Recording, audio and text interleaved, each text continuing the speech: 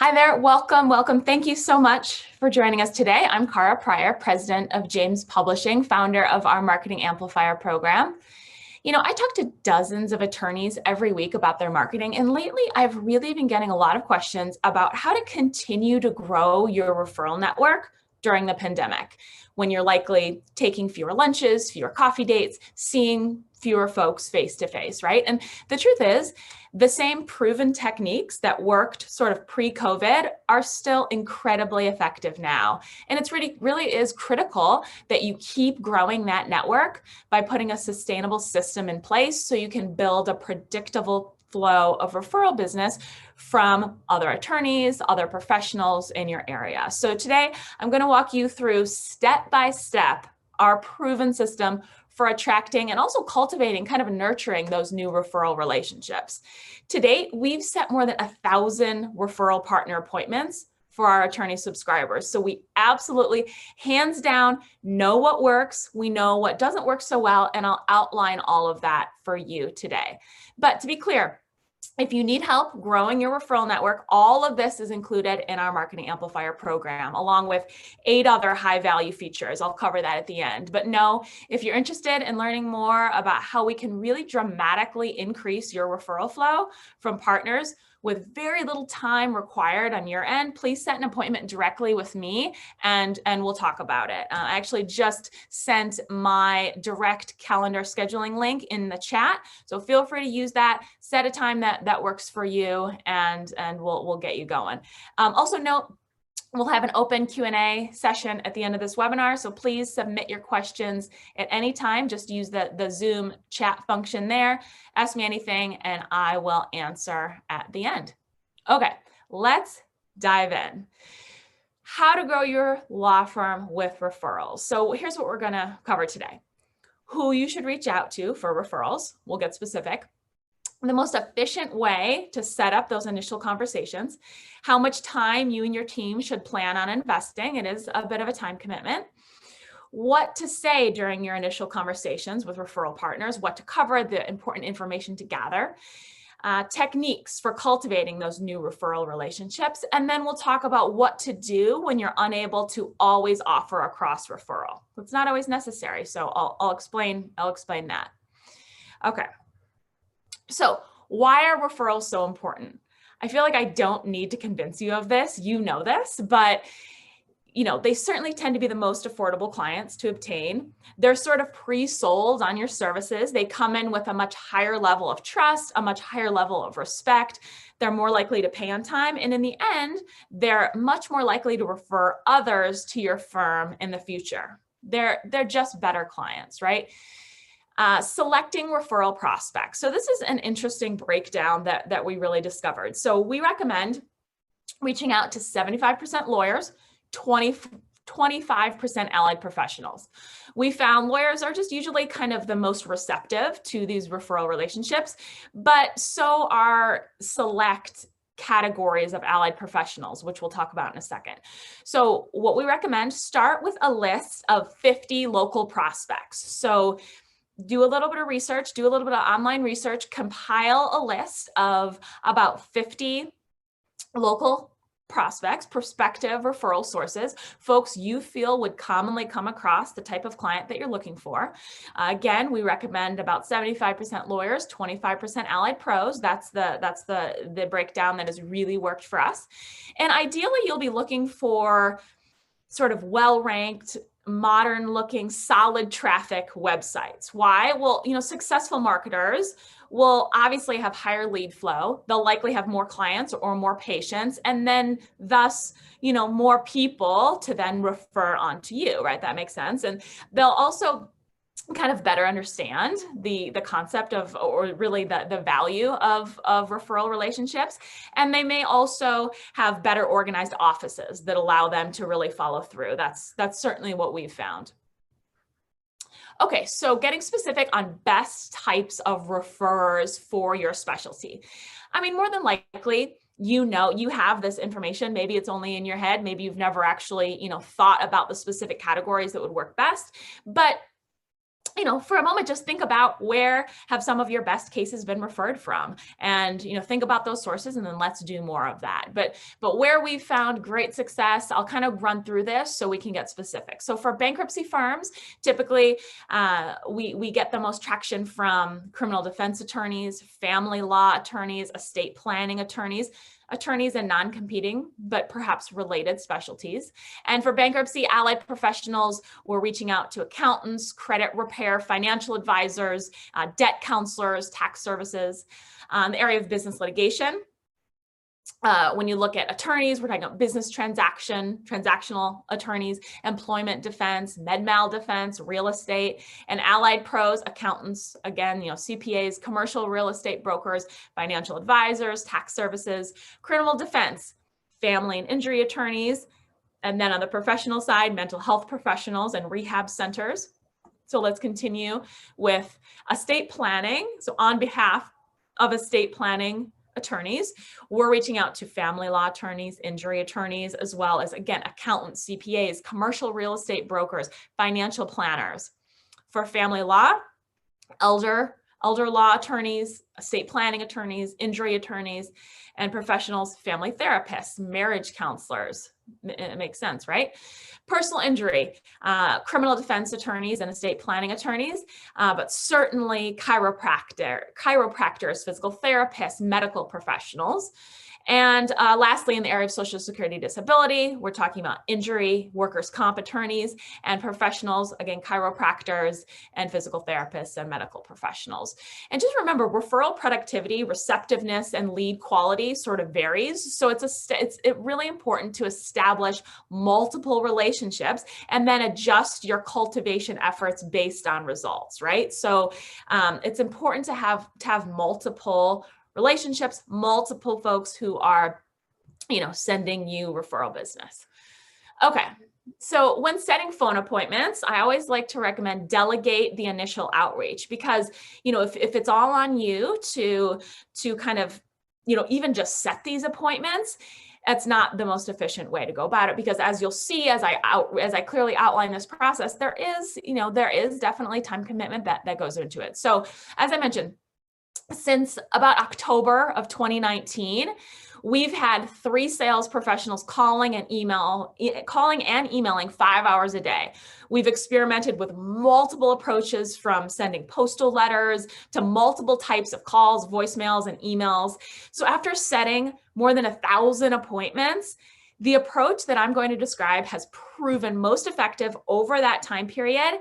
And it's the one that we've settled on, and the one that we're using now, the one that works. So short and direct explanations work best. Short and direct explanations work best. So when we talk about delegating this work, think about someone in your office or someone, in your support circle who can do the initial calling. So your caller should be outgoing, friendly, courteous, and really, most importantly, will simply dial office after office after office. It really is a numbers game. So we're talking about volume here.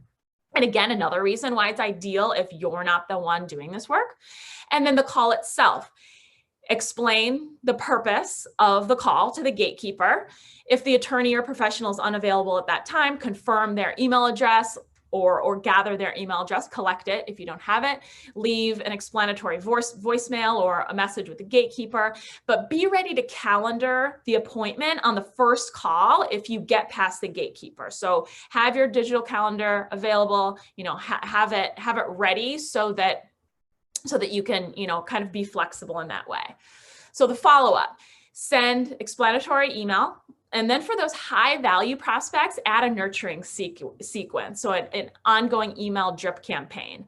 Roughly 75% of appointments that we have set are set when the professional or the gatekeeper actually calls us back. So the voicemail and email, they're super important in this process. And I'll show you exactly what we say and exactly the emails that we use. So you can literally take our templates and use them if you so wish.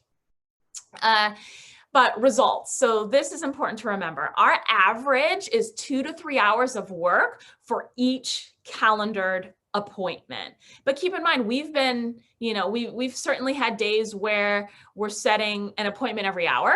And, we've had days that kind of go in the opposite direction. We've been doing it a long time. We really know we're really good at it, to be frank. So, I think you should at least mentally plan for that kind of time commitment if this is something that you want to take on yourself. Again, our average is 2 to 3 hours of work for each set appointment with these referral sources. Okay, so don't get discouraged by low response periods, especially in the early days when you're still learning. Don't get discouraged. You just have to keep going and understand that momentum will certainly pick up. As with kind of most challenging but high reward tasks, the key is persistence. If the right team members make enough calls, a lot of calls, he or she will certainly be successful in setting appointments. So what do we say? Here is our script, our proven script. Let me just read this for you. Keep in mind, after this presentation, you will all receive a full recording of the webinar as well as the slides. So you can, if you're interested in doing this work yourself, you can certainly just take the script. Right from the slides. So let me read this. Hi, my name is Cara. I'm calling from the Jones Law Firm. We're a personal injury firm here in Texas, Austin. Our founding attorney, Dustin Jones, asked me to reach out to see if Ms. Keller might be interested in chatting about a referral partnership. We regularly encounter clients we want to refer out and have heard great things about your firm. Would Ms. Keller or another partner be willing to chat with Dustin? I would love to set an appointment between the two of them. Do you have access to her calendar? Simple as that. Again, brief, straightforward, it works.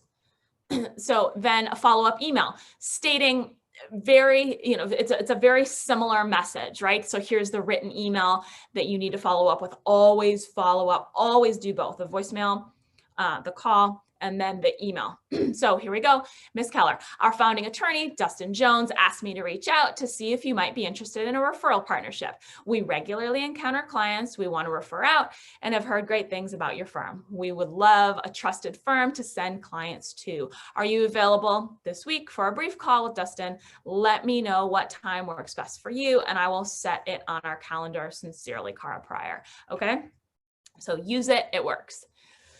Moving along, conducting the introductory calls. Your primary goals, or whoever is actually conducting these calls, the primary goal with the first call, it's really establish that initial rapport, right? Do you get a sense that you're doing a little bit of screening on this introductory call, right? Learn about the professional and his or her practice, seek ways you can help besides sending referrals, and I'll get more into that in a moment.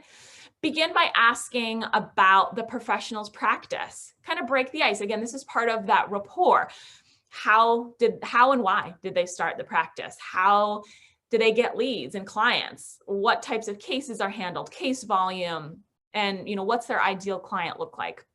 And then this will really help you just get a sense of, if this is someone that you feel like you can trust, or someone that you just feel like you want to continue to build a relationship with, or perhaps this is someone that you can't really see commonly coming across the type of client that you're looking for. So is it worth your time? Is it not worth your time to build this relationship? That's kind of the goal. But keep the early part of the conversation on the prospective partner. Keep the focus on them rather than on you, and seeking also to learn and note some personal items. This can go a long way.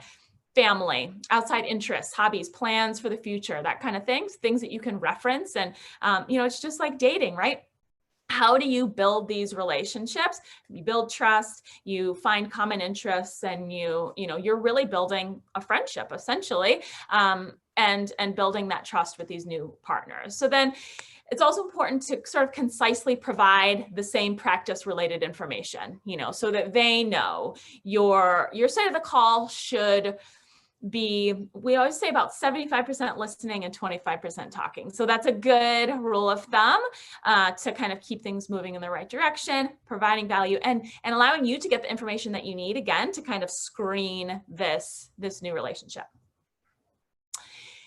Providing initial gives when you can't always cross-refer. So this is a question I get from attorneys all the time. They say, okay, it's great that, I'm trying to build these new referral partnerships, but I don't always have a cross referral. I can't always, provide a reciprocal referral to, this chiropractor is sending me business left and right. I don't always have a client to return, the favor. You do not need that. That's not, that's really not realistic. And you do need to provide value in other ways. So the primary challenge, certainly when building a sizable referral network, is kind of how to balance the relationships. What benefits can you offer if you don't always have referrals to send everyone? Creative thinking is key. Mention the professional in your newsletter. Handouts in your lobby. Connect with a great vendor. Share high value marketing techniques. Assistance to a family member. So your goal should be to establish a half a dozen to a dozen productive referral relationships. It will be hard for you to kind of support all of those relationships with cross referrals, right? So you want to find other ways you can be helpful, other ways you can provide value. So we help balance with content. That is how we're successful with sort of balancing the relationships. So we're providing a monthly newsletter on your behalf that's geared specifically toward professionals. So this isn't, a newsletter that would go to past clients. That's important, but completely separate. This is a monthly newsletter to keep you top of mind and help you cultivate these professional referral relationships. So what's included in the newsletter? High value, helpful content that helps the professionals and the attorneys grow their own firm, grow their own practice, marketing tips, marketing tactics to help them grow. So we found that to be very, very effective, not only in providing value, but simply keeping you top of mind, right? So, your personal assistance with something important will carry the most weight. Keep that in mind. So really your personal assistance with something important is what will carry the most weight. And as you build the relationship, that balance, the scales will naturally balance. Okay, maintaining multiple relationships. Again, communication is critical. Acknowledge and express thanks for the referral right away. Provide status reports and report outcomes. So keep the referrer up to date and provide regular status updates. So this doesn't need to take you much time. It's not like you have to sit down and take hours to send these update emails, but just let them know, the client that they referred your way is being well taken care of, treated as a VIP. Here's what's happening, personal touches, tailored gifts with personal notes, handwritten cards, shared developments or tips, office visits with goodies, maybe not so COVID friendly, but certainly introductions to other referral sources, donations to their charities, all great ways to thank and really just stay in touch with those folks who are sending you referrals. But it's important to stay in touch. That's the bottom line. Try and make some type of digital content every 30 days and provide a more personal touch every 90 days. So something more automated, digital, every month, and maybe something more personal, a gift of some sort, something a little bit more thoughtful every 90 days. And schedule nudges on your calendar or in your CRM. So this is just part of your process. You won't forget about it. It won't fall through the cracks. Again, everything needs to have a system. This needs to be a coordinated approach, something that can consistently occur, or you just won't see the results, right? Okay, so the solution. Content, videos, follow-up, and referrals. Those are the primary pillars of our Marketing Amplifier program. Obviously, everything I covered in today's webinar about the referral partner growth, all of that is included, every tip that I mentioned, but also there are a ton of other high-value features that are included in our one program. So we help you distinguish yourself with videos. We help you engage website visitors with a lead magnet. You, as our subscriber, you automatically gain access to our massive library of specialty-specific branded books and booklets. Everything's branded for you. They answer common prospect questions. They make perfect lead magnets. And you're also armed with shock and awe packages and comprehensive drip nurturing sequences. We'll automatically solicit online reviews from your happy clients. We'll mystery shop your phone team, identify some intake shortcomings and really help you fix those pretty quickly. And again, we'll set appointments with professionals interested in discussing a referral alliance with you. And then of course, cultivate your referral network with a newsletter and helpful content. Also included is a monthly past client newsletter. Past client newsletters are old school, but they are absolutely proven to help you increase your referrals from your past clients. You can't just assume your past clients will remember you and remember everything that you do. Simple, really nice, kind of non-salesy way to stay top of mind is with a wonderful monthly newsletter that includes a nice mix of content. You don't want it to be 100% law focused. You don't want people's eyes to sort of glaze over when they read this content, but providing smarter living tips, money management, seasonal articles are very popular, recipes. So we do include a monthly newsletter as part of the program. So to be clear, $6.95 a month for our referral, referrals included, but for our marketing amplifier program, 3-month commitment, but after we actually just charge $1 for your first month. So essentially you're paying for 2 of the first 3 months. Then it's a month-to-month commitment, actually no commitment. It's a month-to-month agreement. You can cancel anytime, no setup fee, no cancellation fee. So please set an appointment on my calendar. We'll chat about it. Continue the questions. I see some good ones coming through. So I'll just send my calendar link again in the chat.